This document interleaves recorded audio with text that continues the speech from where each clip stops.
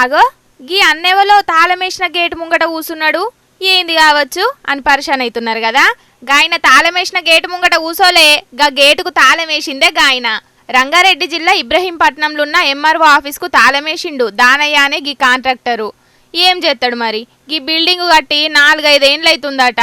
సర్కార్ పని కాబట్టి పైసలు ఏడికి పోవనే నమ్మకంతో ఆడీడ అప్పులు తెచ్చి మరి గీ ఎంఆర్ఓ ఆఫీస్ను కట్టిండట.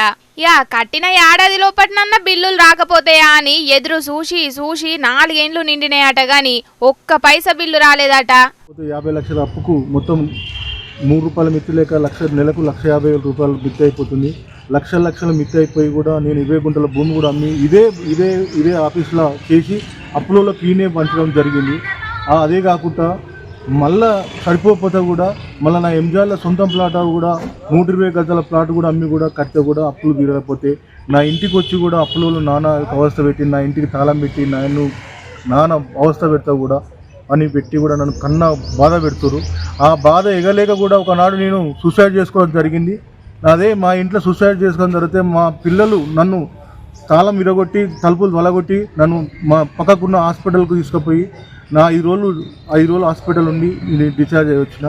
ఏ బాధ ఎగలేక కూడా నేను ఈ బాధలు నేను ఎగలేకపోతున్నా. నా ఉన్న భూమి పోయింది, ఉన్న ప్లాట్ పోయింది, నేను పిల్లలకు దూరం అయిపోయినా, నా భార్యకు కూడా దూరం అయిపోయినా, నీ ఇంటికి కూడా అయిపోయినా.